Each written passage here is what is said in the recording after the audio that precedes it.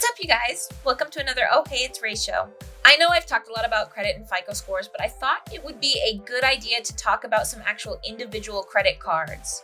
So today I wanted to cover the Amazon Rewards card through Chase. So I'll actually show you what this card looks like now. I have the Prime version. There are two versions of this card. There's the regular Amazon Rewards card, and then if you are a Prime member, you get an exclusive version of this card with different benefits. And I'll talk about that in a little bit.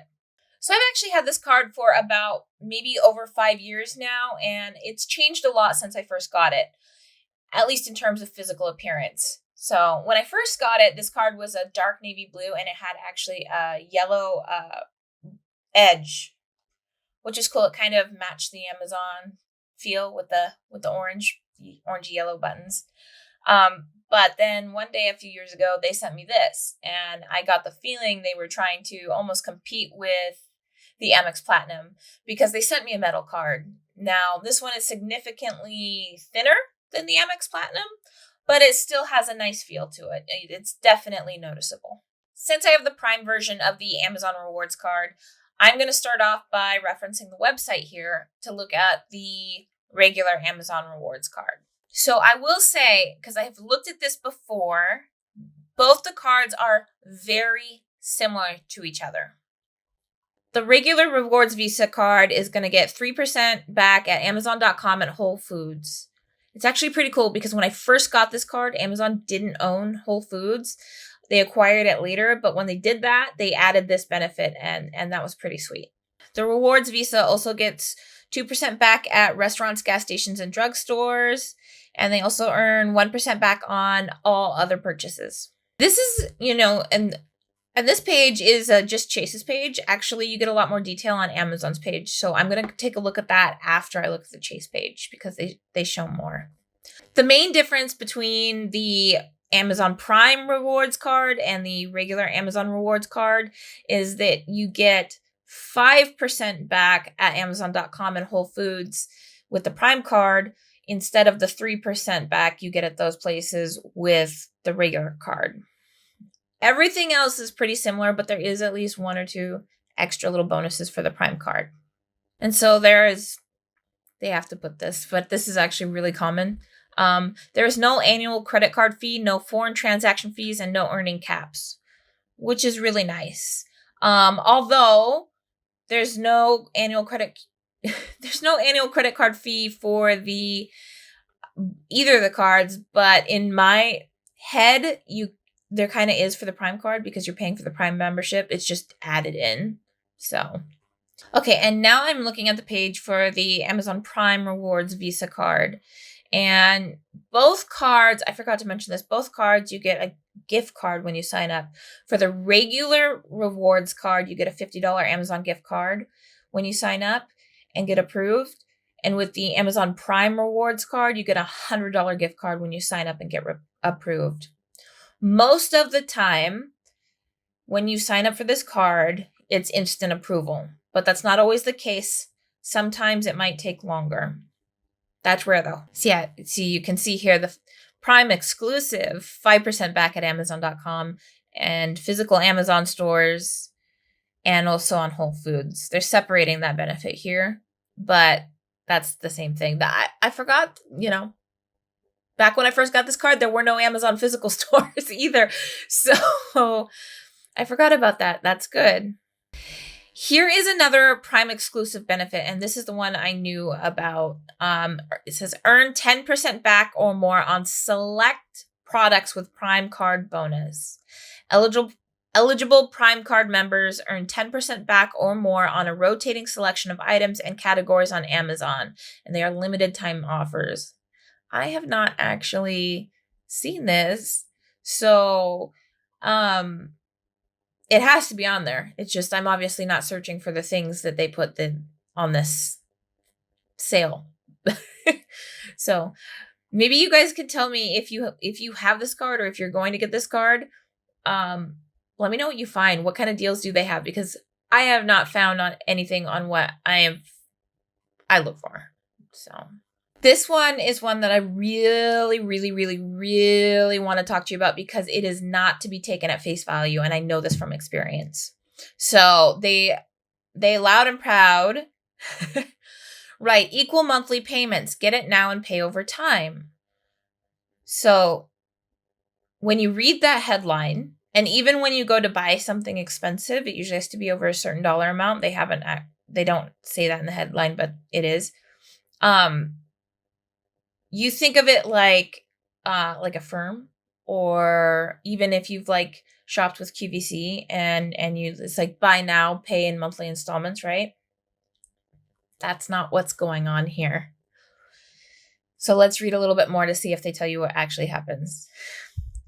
Card members can choose 5% back or 0% promo APR for 6 to 8. Card members can choose 5% back or 0% promo APR for 6 to 18 months on purchases $50 or more. After the 0% promo period, a variable APR of 16.49% to 24.49% applies. Learn more. They're not saying what they actually do. So most people are going to genuinely think, because this has been the industry standard when you say this, equal monthly payments is going to be like a buy now, pay later thing. I mean, like I've mentioned, QVC, HSN, they've been doing that for over 30 years. That is not what Amazon is doing. Now, I still really like this card. I still have it, obviously, but I do think that this benefit is misleading, because what they are actually doing is making you pay equal monthly payments for 0% APR, but they're charging the entire amount to your card at one time. So you're not going to be charged, if you have, I'm not going to use their numbers. If you have a $3,000 computer that you're buying, and instead of doing 12 months, I'm just doing 10 months because it's easier. And you're expecting to pay $300 monthly payments on 0 APR, you expect that the card would be charged $300 every month until that 10-month period is over. And that is how most people do it. What Amazon does is they charge the entire balance. It would be the entire $3,000 balance onto the card. And then you have to make sure you pay that minimum payment every month for the next 12 months. So I'm not a fan of how they're advertising this, because they might as well have just said 12 month 0 APR. Just take out the equal monthly payments, because it's basically the same thing. Yeah. That's my little rant. Still, if you're prepared and you know what you're doing, it's a good benefit. So I can't rag on it too much. I have used it. I just wish they were more upfront, and I shouldn't have to click learn more to find out in the fine print. They should have put it right there. Down here, you've got your same old travel with confidence benefits that most credit cards have had for a really long time. No foreign transaction fees, travel and emergency assistance, lost luggage reimbursement, baggage delay insurance, and travel accident insurance.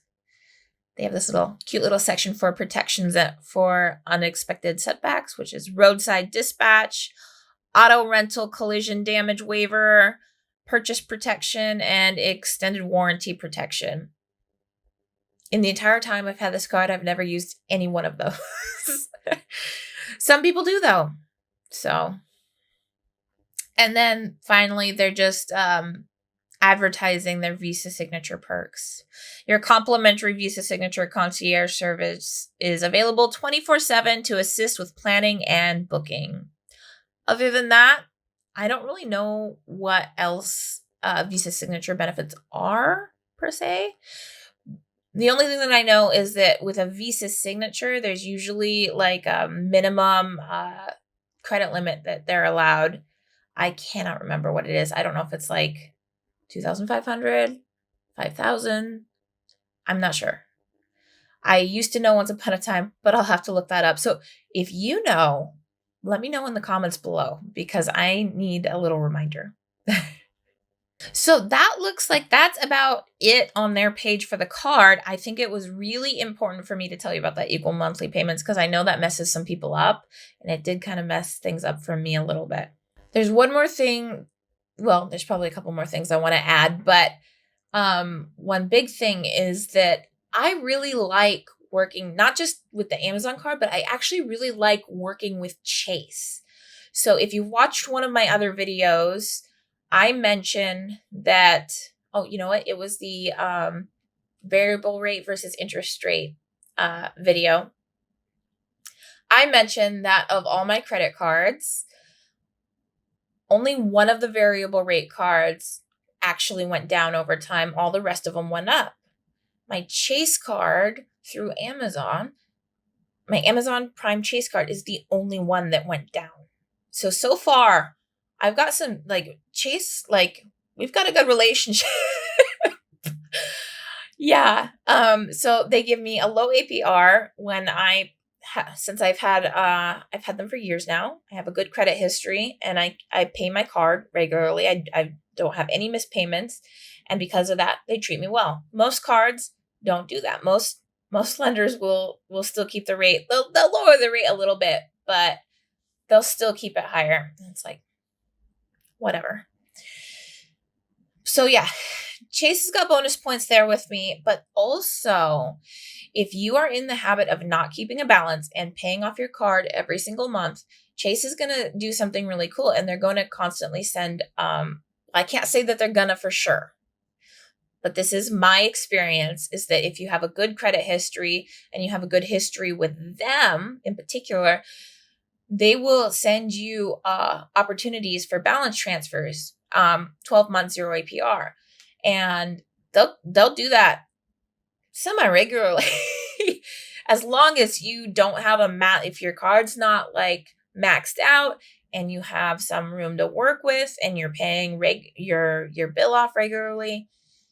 And I can just say that's been phenomenal for me as well, because when we had a big purchase, we bought a lawnmower, we used that and it was really, really nice. So bonus points there. Okay, so now I'm looking at NerdWallet, which I like the site for certain uses. This is one of them. You can kind of get a good idea of what credit score you need to get approved for this Amazon Prime Rewards card. And you can see here that it says 690 to 850. So you need good to excellent. That's actually a pretty broad range. I know they're calling it good to excellent, but 690 is a little bit on the lower side. Usually 700 is considered good or higher. So that's about the range. Something that I've noticed is that NerdWallet is not the end-all be-all when it comes to these estimates. I find that sometimes these estimates are actually a bit off.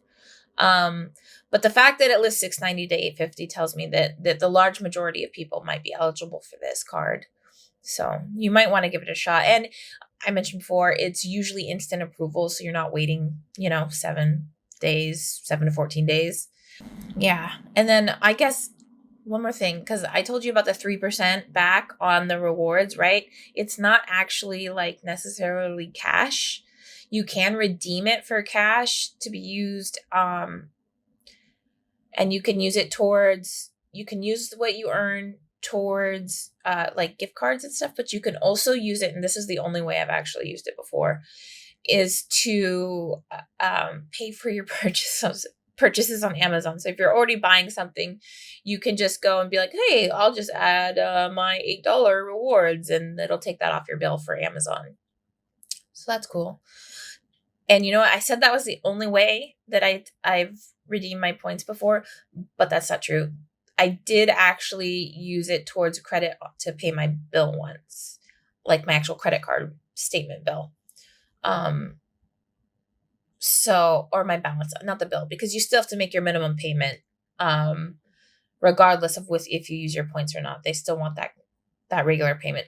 But I did use it to lower my balance. So I know I've been a little all over the place. I've been trying to really tell you everything that I know here, but I think I've about covered everything. So if I haven't, if there's something that you're still wondering about that I have not mentioned already, please let me know in the comments below, and I will try to respond the best that I can. So I guess that's all there really is to say, except for maybe, if you don't follow me on Twitter, I'm on there, and you can get an update whenever I have new blog posts. I've got a new podcast running up, and you can hear my episodes online through Spotify. And yeah, check out my website. That's kind of like my home base. I've mentioned before. I kind of just have everything there. I've got my blog posts, links to my Medium, links to YouTube, links to Spotify. So yeah. Anyways, I hope you, as always, learned something new today, because that's my goal here for you. Let me know what you think. I will see you next time.